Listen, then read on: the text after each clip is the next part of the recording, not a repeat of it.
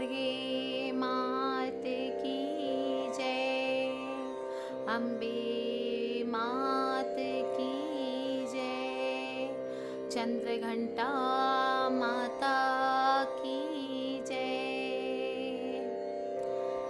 नवरात्र के तीसरे दिन माता चंद्रघंटा की पूजा की जाती है। ऐसा माना जाता है माँ दुर्गा जी की तीसरी शक्ति का नाम चंद्रघंटा है और नवरात्रि उपासना में तीसरे दिन इन्हीं के विग्रह का पूजन आराधन किया जाता है। इनका यह स्वरूप परम शांतिदायक और कल्याणकारी है। इनके मस्तक में घंटे के आकार का अर्ध चंद्र है और इसी कारण से इन्हें चंद्रघंटा देवी भी कहा जाता है। इनका शरीर का रंग स्वर्ण के समान चमकीला है और इनके 10 हाथ है। इनके 10 हाथों में खड्ग आदि शस्त्र तथा बाण आदि विभूषित है। इनका वाहन सिंह है। इनकी मुद्रा युद्ध के लिए उद्यत रहने की होती है।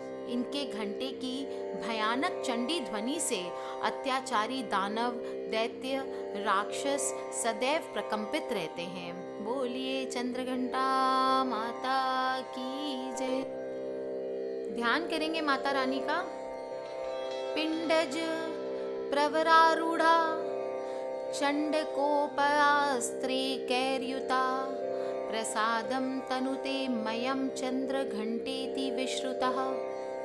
नवरात्र को दुर्गा उपासना में तीसरे दिन की पूजा का अत्यधिक महत्व माना गया है। इस दिन साधक का मन मणिपुर चक्र में प्रविष्ट होता है।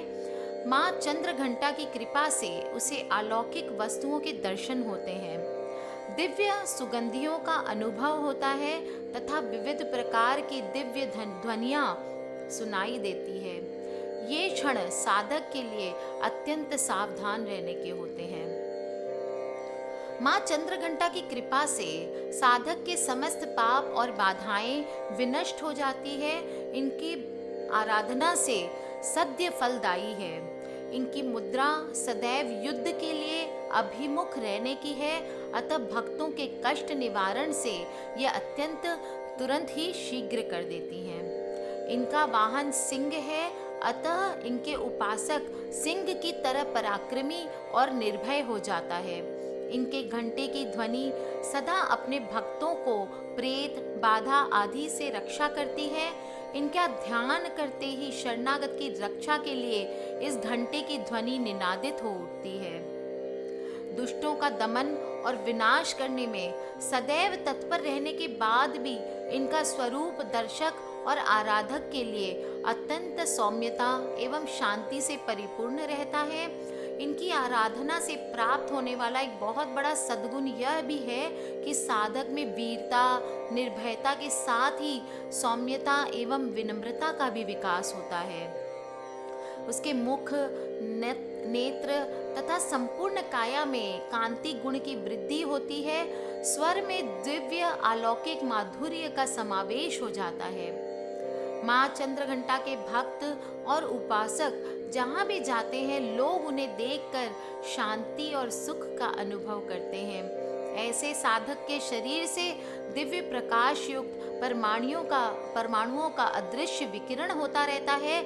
यह दिव्य क्रिया साधारण चक्षुओं से दिखलाई नहीं देती, किंतु साधक और उसके संपर्क में आने वाले लोग इस बात का अनुभव भली भांति करते रहते हैं।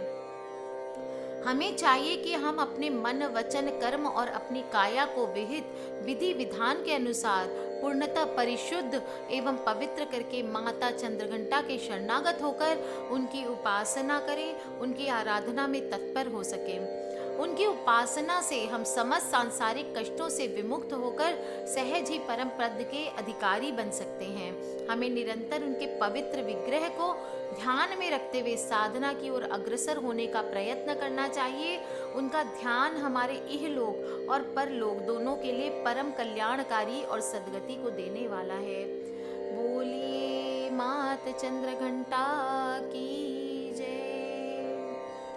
अब मैं आपको बता दूं माता को आपको क्या भोग लगाना है। माता चंद्रघंटा को दूध और उससे बनी हुई चीज़ों का भोग लगाएं। और इसी का आपको दान भी करना है। ऐसा माना जाता है कि ऐसा करने से माता रानी खुश होती हैं और दुखों का नाश करती हैं। तो चलिए माता का ध्यान करेंगे। माता के मंत्र मैं आपको बता दूं आपको कैसे कैसे क्या करना है। सबसे पहले ध्यान करते हैं।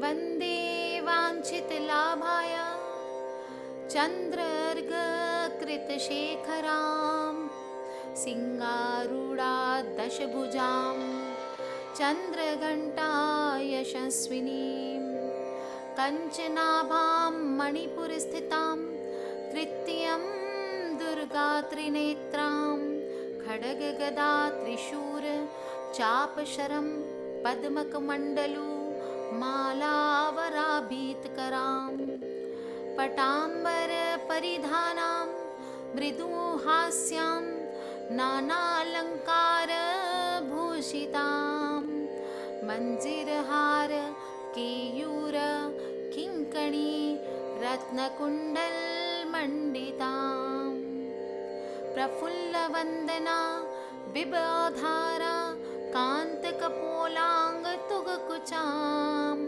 कमनीयं लावण्यां क्षीणकटिं नितंबनीं।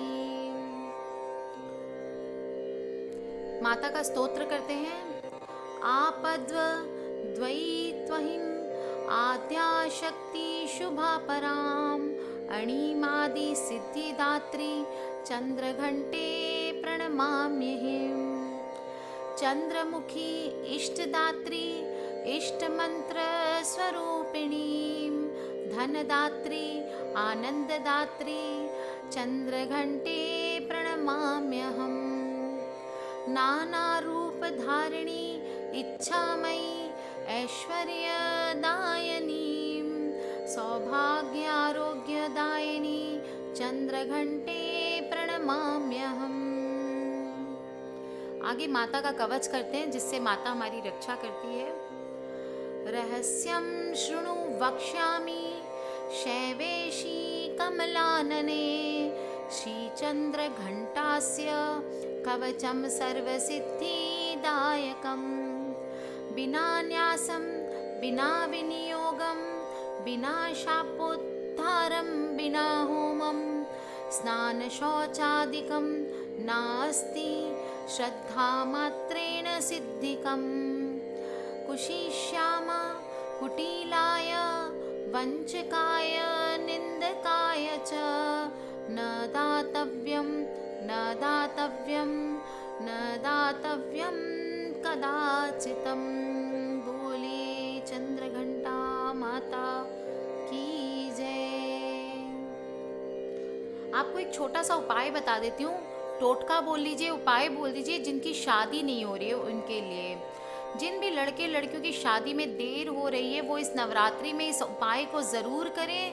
नवरात्र में अपनी पूजा स्थल में भगवान शंकर और माता पार्वती का चित्र रखें और उनकी पूजा पूरी विधि विधान सहित करें। इसके बाद जो मैं मंत्र बता रही हूँ उसके 3, 5 या 10 माला का जप करना है। एक माला होगी आपकी 108 की, तो 3, 5 या 10 माला करनी है। और जप के बाद भगवान शिव शंकर से विवाह में आ रही रुकावटों को दूर करने के लिए प्रार्थना करें। इस उपाय से आपके जल्दी ही शादी होने के आसार बढ़ जाएंगे। मंत्र क्या है? ओम शं शंकराय सकल जन्मार्जित पाप विध्वंसनाय पुरुषार्थ चतुष्टय लाभाय च पतिं मे देहि कुरु कुरु स्वाहा। ये मंत्र को आपको कर लेना है। जैसा मैंने बताया 3, 5 या 10 माला। ये तो हमारी आज चंद्रघंटा माता की कथा पूरी होती है। और अगर किसी भी तरह के प्रश्न हैं आप मुझे वीडियो के नीचे लिख के पूछ सकते हैं, मुझे ईमेल कर सकते हैं। ईमेल आईडी है brijnari@gmail.com। तो माता रानी को मना लीजिए, अपने घर ले आइए। और नवरात्र में हर कोई माँ दुर्गा से अपने लिए सुख शांति की कामना करता है और इसी कामना पूर्ति के लिए नवरात्र के 9 दिन व्रत रखता है। और नवरात्र में जो जो उपाय मैंने बताए हैं वो सब करते रहिए। माता दुर्गा की कृपा आपको मिलती रहेगी, इसमें कोई भी संशय नहीं है। तो कर लीजिए उपाय। आज के लिए बस इतना ही। जय माता दी और माता रानी आपकी सभी मनोकामनाओं को